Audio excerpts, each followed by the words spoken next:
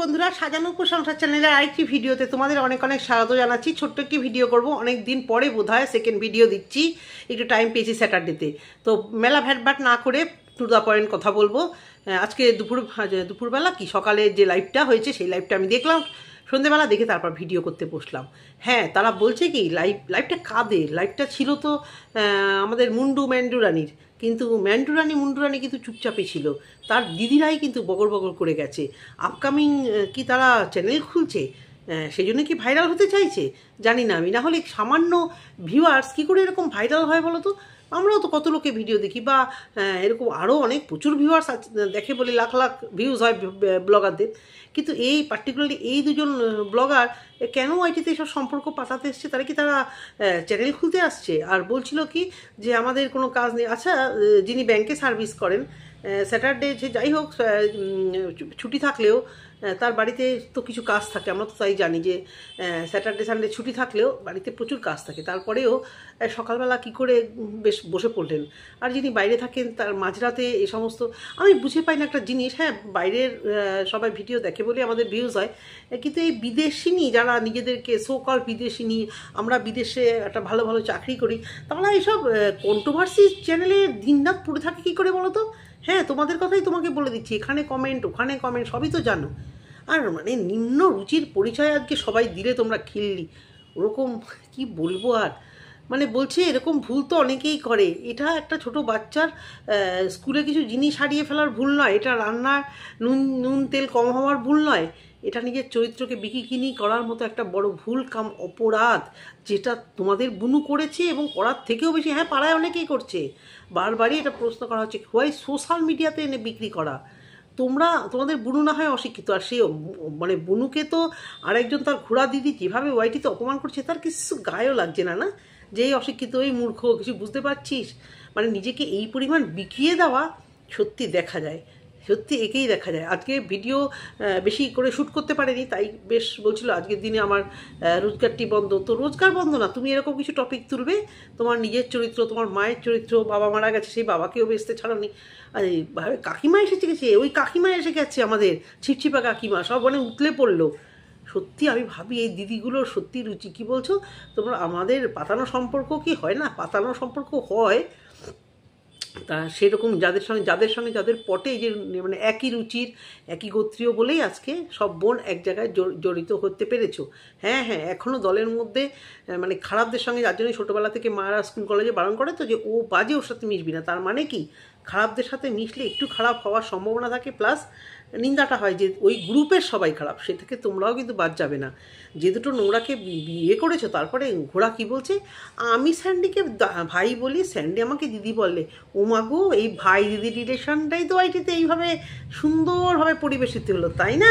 এই 10 বছরের ছোট ভাই আর দিদি আসবে, 100 বার আসবে, 100 বার আসবে, কারণ পাস্টকে নিয়ে তুমি বসে আছো। পাস্ট তোমার পিছন ছাড়বে কি? যে পাস্ট তোমাকে সব থেকে বেশি হেল্প করেছে সেই পাস্টকে নিয়ে গলাগলি মাংসের ঝোল খাওয়াই, তাই না? তারপরে সব থেকে আমার খারাপ লাগে এমএসএলরা নাকি একে নাকি মানে হ্যারাস করেছে। ভাবো, ওই একটা পরিবারকে কীভাবে জঘন্যভাবে এই জানোয়ার, যাকে ডাইনি বলা হতো, এই ডাইনি মহিলা, এরা কি তখন ছিল? বুনু যখন পরকীয়ার নোংরামো করেছে, এরা কি তখন আদৌ এক্সিস্ট করছিল? এদের কি তখন জন্ম হয়েছিল এই দুই দিদি ভাইয়ের, যে বুনু এই নোংরামো করেছে একটা কিছু বাইট দিই? হ্যাঁ, বুনু এসব করিস না, বা বুনুকে বুঝাই। বুনু তো মানে ছোটো বাচ্চা নয়, এখন বলছে ছোটো বাচ্চা, বুঝতে পারেনি নোংরামো করার, আবার মানে 10 বছরের ভাইয়ের সাথে ঝুলে পড়া, সেগুলো আবার কি ছোট বাচ্চারা করে বুঝি? বুঝতে পারেনি এত বড় একটা ভুল। যে স্বামীকে বলা নিয়ে আজকে এত গায়ে লাগছে, লোকেরা কেন বলছে? আজকাল বড় স্বামী আধিক্যতা দেখাচ্ছে, বুনু বুনু এই বুনু, আমার স্বামী আমার বর, আর এইগুলো যখনই দেয় তখনই কমেন্ট বক্সে লোকেরা ঝাঁটালাতি মারে।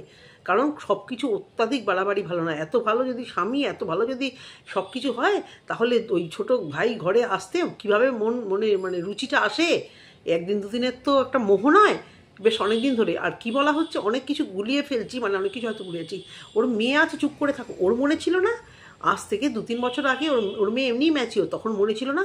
মেয়ের মনে কি মনে প্রশ্ন নেই? মা আমরা কেন ওই পিপির বাড়িতে গিয়েছিলাম? আমরা পিপি না তো মাম্মাম, মানে মাসি আর কি, আমরা কেন বসিরহাটে গিয়েছিলাম মামা, আমরা কেন বাড়ি ছেড়েছিলাম, কেন আমার বাড়িতে এত হাঙ্গামা হয়েছে, ওর মেয়ে বুঝি এগুলো মনে থাকেনি, মেয়ে বুঝি ভিডিও দেখেনি। সব থেকে বড় কথা ঘোড়া দালালের ভিডিওগুলো কন্টিনিউয়াস ওর মেয়ে দেখেছে। ওই ফারিয়াদের বাড়িতে একবারেই নাকি দেখে চিনতে পেরেছে এ তো ওর গলা বা ওর ভিডিও, ফারিয়ারা কি ভিডিও চালিয়েছিল না কি, এরকম একটা কিছু একটা হবে। যদি ভুল হয়ে থাকে তোমরা একটু আমাকে মনে করিয়ে বলে দিও কমেন্ট বক্সে। তো সেই জায়গা থেকে তার মেয়ে কি কিছু জানতে বাকি আছে? তার মার ক্যারেক্টার, তার দিদার ক্যারেক্টার, যে দিদা নিয়ে হা হা পাহা কৌ কৌ করে, সেই দিদা দুটো দাদু ছিল, একটা দাদু চলে গেছে আর একটা দাদুও চলে গেছে। যে দিদার আমার দুটো দাদু, আমার মায়ের মানে আমার বাবা একটা আর মায়ের সম্পর্ক আরেকটা, আমাদের ট্রেন্ডিং এগুলো। তার মেয়েকে কিছু জানতে বাকি আছে? সব বোঝে ওই মেয়েটি। আর যে মেয়েটিকে নিয়ে এত চিন্তা করছেন, যাকে নিয়ে লাইভে বসেছেন, বলছেন চেঞ্জ হয়েছে, সুযোগ দেওয়া উচিত ওকে, সুযোগ ও পাল্টেছে। 2 বছর আগে করেছিল, এখন পাল্টে গেছে বুঝি। তাই জন্য টিনকে নিয়ে নোংরা থেকে নোংরা ধরো। আচ্ছা, এত পাল্টালে সবাই ওকে কেন কেস দেয়? আপনাদের মনে প্রশ্ন আসে না? সবাই বুঝি হ্যারাস করে না? এমএসএল হ্যারাস করেছিল এভাবে। এমএসএলদের হ্যারাস করিয়ে সোশ্যাল মিডিয়াতে একটা ডাইনি একটা বাচ্চার জন্ম নিয়ে প্রশ্ন করেছিল, একটা ফ্যামিলিকে শেষ করার জন্য ওই ডাইনি উঠে পড়ে লেগেছে। তার জন্য সহানুভূতি লাগছে আপনাদের? হ্যাঁ, দীর্ঘদিন এই ডাইনিকে নিয়ে বলতে বাধ্য হচ্ছি আমি, এর ঘোড়া ডাইনি দালাল, একে নিয়ে দীর্ঘদিন ভিডিও করি না, কারণ এত নোংরা ভিডিও দেখাই আমি ছেড়ে দিয়েছি। এই অসভ্য মহিলা সবার সাথে সম্পর্ক রাখে ওয়াইটিতে, দেখেননি কত দাদা দিদি কত ভাই বোন পাতালো ওয়াইটিতে, তারপরে তাদেরকে কিভাবে পাট করে বেঁচেছে। এই যে ফারিয়াকে নিয়ে তার সাথে দীঘা বেড়াতে গেল, খাওয়া দাওয়া করলো, এখন তার ভিতরকার খবর জানবে, এটা তো তার নেচার। কে বলতে পারে যে ম্যান্ডির সাথে ওই জন্য মিশছে না যে তার ভিতরে আর কী কী পারিবারিক কথা শুনবো আর সেগুলোকে বেচবো? কে বলতে পারে? নাকি ম্যান্ডির আবার উড়ু মন, তাই জন্য এই দিদিভাইকে নিয়ে মাথায় তুলে নাচছে। এখন বরকে বললে খুব গায়ে লাগে, তাহলে দিদিভাই কি বরকে ছেড়েছিল নাকি? আর বাচ্চাটাকে কি তাদের এই সোনা দিদিভাই ওয়াইটি বাজারে সব থেকে বেশি বাজে কথা হয় বাচ্চাটাকে কেউ বলে, কোনো কন্ট্রোভার্সি কি এটা বলেনি, কিন্তু সোনা দিদিভাই বলেছে। ম্যান্ডির শ্বশুরমশাইকে বলেছে, ম্যান্ডির বাবা মাকে তো ছাড়োই, মাকে তো বলার সুযোগ ম্যান্ডি করে দিয়েছে। ম্যান্ডির যে বোন, ম্যান্ডির ভগ্নিপতি, সেই বোনকে নিয়েও বাজে কথা বলেছে। বোন তো কি তার নিয়ে ওই খুব একজন চেনা জানা ভাইকে বিয়ে করেছে, বয়সে ছোটোকে বিয়ে করেছে। ম্যান্ডির বিয়ের আগে 10টা রিলেশন ছিল, সেই ভিডিওগুলো কি ম্যান্ডির ইয়েতে আছে? তোমরা জানো সবাই ম্যান্ডির ইয়েতে আছে, ম্যান্ডির চ্যানেলে আছে কি? বাচ্চা মেয়ের কথা এত চিন্তা থাকলে তখন বোনকে কেন সাবধান করেননি? একটা বছর ধরে বোন ওয়াইটিটাকে নোংরা থেকে নোংরাতল করে দিয়েছে। এতগুলো ব্লগার এইভাবে কেউ পরকীয়া ওয়াইটিতে বেঁচেছে কিনা সন্দেহ। ওর পরে ট্রেন্ডিং টপিক হিসেবে প্রত্যেকটা মানুষ বেচতে লেগেছে। তার মধ্যে ঘর ভাঙা, বর ভাঙা, ব্লগিংয়ের নামে নোংরাম, ট্রান্সপারেন্ট ব্লগার সব দেখাবে। সব দেখানো যায় কি? জীবনের সব কিছু কি ট্রান্সফার করা যায়? আমাদের সবার কাছে কি দেখানো যায়? সব কিছু আমরা প্রাইভেট কি দেখাতে পারি? ব্লগাররা মানুষকে ভালো জিনিসটা দেখাবে, ওয়াইটিতে মানুষ এন্টারটেন করতে আসবে। এটাই তো আমরা জানা ছিল যে আমাদের ভালো দিকটা, আমাদের ন্যাচারাল লাইফ আমরা কি করছি না করছি, এই ভালো দিকটা আমরা ওয়াইটিতে তুলে ফেলবো। ও এই সমস্ত নোংরামো না দেখালে আমরা কি জানতাম? হ্যাঁ, ও বলতো পারিবারিক একটা অশান্তি হয়েছে, সেই অশান্তির জন্য আমরা এদিক ওদিক বেরিয়ে গেছি, আমার হাজব্যান্ডের সঙ্গে অশান্তি হয়েছে, টুকটাক অশান্তি বললেই হতো। ও ডেলি ডিভোর্স, ভাইয়ের সঙ্গে সম্পর্ক, আজকে ওর বর ওকে মেরেছে, আয়নার কাঁচ ভেঙেছে, পার্ট প্রত্যেক দিন টাইম মতো নোংরাতল ভিডিও করেছে। আর মানুষ আর ক্রিয়েটাররা বললেই দোষ। যতদিন ওয়াইটিতে থাকবে কারোর মুখ বন্ধ হবে না। কাকে ধমকানি দিচ্ছেন? কোথাকার কে ভাই? বিদেশে বসে নিজেদের কোনো কাজ কারবার নেই, এখানে বসে ভাই বোন পাতাতে এসেছেন। তা আবার যদি একটা সচ্চরিত্রের মহিলার সাথে, আর শুধু চরিত্র খারাপ নাই, মহিলা 2 দিন এর সাথে মেশে, এর সাথে ঝগড়া হয়, 3 দিন ওর সাথে মেশে। এই ওয়াইটিতে কতগুলো সম্পর্ক, এই 2 বোন কার সাথে সম্পর্ক করলো, কার সাথে ভাঙলো বলুন তো? মাঝখানে তো সবাই সম্পর্ক ছেড়ে দিয়েছিল, এখন না হয় সেই পিয়া মিয়া সবার সঙ্গে আবার সম্পর্ক হয়েছে। মাঝখানে তো এদের কারোর সাথে রিলেশন ছিল না। হ্যাঁ, বেশি এখানে চ্যাটাং বুলি দিতে এসছেন। এমএসএলটা এই নোংরা মহিলাকে হ্যারাস করেছে, খুব দুঃখ হচ্ছে বুঝি। কি কারণে এর নামে কেস দিয়েছে? এমএসএলটা অনেক কম দিয়েছে। আমার যদি ক্ষমতা থাকতো না, কোথায় যে টানাতাম একে, ক্ষমতা থাকতো, আমি তো বারবার কণিকাদের আরও এনকারেজ করব যে একে নিংড়ে দুমড়ে একদম পিষে দাও। যারা এর এগেনস্টে কেস করেছো সবাই কি খেয়ে হাত পুছে দেওয়া ম্যান্ডির মতো নাকি? কেস করে সেই কেস তুলে আবার সেই টাকা অ্যাকাউন্টে ফেলে দেওয়া? ওই যে রুম্পা সিকদারা আছে বলে রুম্পা এই নোংরা ইয়েতে ভেরেনি। আর সিকদারা লেস কতগুলো ভিউজের জন্য মরিয়া ম্যান্ডির গুড় চেটে চেটে খায়, আর ম্যান্ডিও তাদের হেগে হেগে দেয় আর সেগুলোকে হাতে রাখে। প্রত্যেকে মিলে মিলিতভাবে প্রয়াসে ওই ফারিয়া বড় অসভ্য, ফারিয়া মিথ্যুবাদী, চিটিংবা সব বুঝলাম, 4 জনে মিলে মিলিতভাবে ফারিয়াকে অ্যাটাক করার জন্য উঠে পড়ে লেগেছে। ম্যান্ডির তো ব্লগিং চ্যানেল, কিছু করতে পারছে না, তাহলে দে একে নিয়ে কর। আর এ তো নোংরা হাঁ করে বসে থাকে। আপনাদের লজ্জা করছে না? আপনারা তো সামান্য ভিউয়ার, আপনাদের এই নোংরা নোংরা কমেন্ট আপনারা হজম করছেন কি করে ভাই? আপনারা কি ভদ্রলোক, ভালো ভালো সব চাকরি বাকরি করেন, এত সময় বা কোথা থেকে আসে? আমি তো সত্যি কথা বিশ্বাস করো, আমি এরকম আমার চেনা জানা যারা ভালো ভালো আরও ভালো ভালো চাকরি করে, এর তো এই ব্লগিং কি, এই যে আমি কত লোক আমার রানাঘাটে চেনা জানা আছে, আমি নাম বলে বলে কে এসে নবদ্বীপের সাধন সাথীর কথা জিজ্ঞেস করছে, বলে কারা তারা, মানে দেখেই নাই সমস্ত। এদের কত সময়, হ্যাঁ, এই ব্লগিং দেখে দেখে আবার মানে কন্ট্রোভার্সি দেখে বেড়ায়। আমার রিলেটিভ, আমার আত্মীয় স্বজন যে সমস্ত জায়গায় আছে, বিশ্বাস করো আমি মানে কন্ট্রোভার্সি দেখছি এবং করছি, ঠিক আছে, কিন্তু আমার মানে আত্মীয় স্বজনরা কেউ জানে না যে এরকম কোনো টপিক, মানে এরকম কোনো গ্রুপ থাকতে পারে। আমাকে এখন সবাই বলে তুই ব্লগিং করিস না, তুই ভিডিও করিস না। আমি বলি যে হ্যাঁ করি, কিন্তু কন্ট্রোভার্সি করি। কন্ট্রোভার্সি মানে কি করিস, কি বলিস, মানে আকাশ থেকে পড়ে তারা যে কী হয়। আমি করি, আমার মানে কোনো এক মানে সময় আমার প্রতিবাদ করার ইচ্ছে জেগেছিল, সেই জন্য আমি করি। তাও যে ওই দিনে 4-5টা ভিডিও করার সময় অনেক ইচ্ছে তো নেই। সেই জায়গা থেকে বলি, আপনারা নিজেদেরকে একদম বিশাল কিছু একটা মনে করছেন, একজন এই লেভেলে, একজন ওই লেভেলে। হ্যাঁ, যাকে নিয়ে বসেছেন, মানে যে ঘোড়াকে নিয়ে বসেছেন, ও কি পাতে দেওয়ার যোগ্য? কোনো কালে জিজ্ঞেস করেছেন ওকে বরকে ছেড়ে ওয়াইটিতে নোংরামো কেন বিক্রি করেছিল? নাকি আপনারাই এনকারেজ করেন ওয়াইটি, মানে আপনারাই বুদ্ধিটা ভালো করে দেন, যেমন থাম্বনেলটা বানিয়ে দিয়েছেন ওইভাবে বুদ্ধিটাও দেন যে এইভাবে কর, ভিউজ ভালো হবে। আশেপাশে পাড়ায় অনেকে নোংরামো করেছে, কিন্তু ওয়াইটিতে এইভাবে ভিউজ আর্ন করার জন্য এই ধরনের জিনিস করেছে। আবার থ্রেট দিচ্ছেন, আমার অনেক ক্ষমতা আছে, থ্রেট দিলেই হলো। যে দুই বুনুকে নিয়ে বসেছেন, তারা যা নোংরামো করেছে ওয়াইটিতে, তাদের হয়ে থ্রেট দিচ্ছেন, উল্টে খিল্লি হয়ে যাবেন না, থ্রেট খেয়ে যাবেন। কোনো একটা মানুষ এই ঘোড়ার দালালটাকে দেখতে পারে না, এটা ম্যান্ডিটাকে দেখতে পারে না। প্রচুর লোক আছে এরকম ভদ্র মানুষ, যারা সত্যি করে ভদ্র, তারা কিন্তু এই দুটো মানুষকে একদম দেখতে পায় না। তবুও ম্যান্ডিকে অনেক ভালোবাসে, তাও ঠিক আছে নোংরামো একটা করেছে না করি। এই ঘোড়া একে নোংরা মানুষ ছাড়া কেউ সাপোর্ট করতে পারে? হ্যাঁ, জন্মদিনে সবার আগে গেছে, ওটা ইচ্ছা করে গেছে, ইচ্ছা করে দেখানো হয়েছে। সবার আগে কে আসে দেখি, এলো দিদিভাই, তার সাথে চুমা চাপটি। কে বলতে পারে আগামী দিনে হবে না? আর তাছাড়া রুচি আসে কি করে? যে আমাকে আমার চরিত্র নিয়ে, আমার ফ্যামিলিকে নিয়ে সারাদিন নোংরা কথা বলেছে, বা তোমাদের দিদিদের কথা বলছি, তোমাদের এই বুনুকে নিয়ে এত নোংরা কথা বলেছে, এখন 4 বুনু ন্যাকামো করছো, আবার কন্ট্রোভার্সি ক্রিয়েটাররা বা ভিউয়ার্সরা হিংসা করছে, হিংসাময় পুট বলছি তো, থুতু ফেলি এরকম রিলেশানে, থুতু ফেলি। রিলেশান করার মতো পার্সোনাল জায়গা আছে, ওয়াইটিতে ভার্চুয়াল রিলেশান করে কোনো লাভ নেই। আর ভীষণ বাচাল সবাই, এই স্ক্রিনে দেখা 4 জনকে আমার মানে খুব অড লাগছিল। আপনাদের যদি সত্যি সত্যি মান সম্মান থাকতো না, এইভাবে স্ট্রিম লাইভ করতেন না। অনেক খারাপ খারাপ কমেন্ট কি সুন্দর হজম করে যাচ্ছিলেন। আমরা কন্ট্রোভার্সি ক্রিয়েটার, আমি আমার কথা বলছি, তাই খারাপ কমেন্ট মানে অসুবিধা হয় নিতে। আপনারা সামান্য নর্মাল ভিউয়ার্স, ওয়াইটির সঙ্গে আপনাদের কোনো লেনাদেনা নেই। কীভাবে এই নোংরা কমেন্ট আপনাদের হয়ে অনেকেই করছিল, কীভাবে হজম করছিলেন, এবং ফার্দার হয়তো আবার এখানে আসবেন।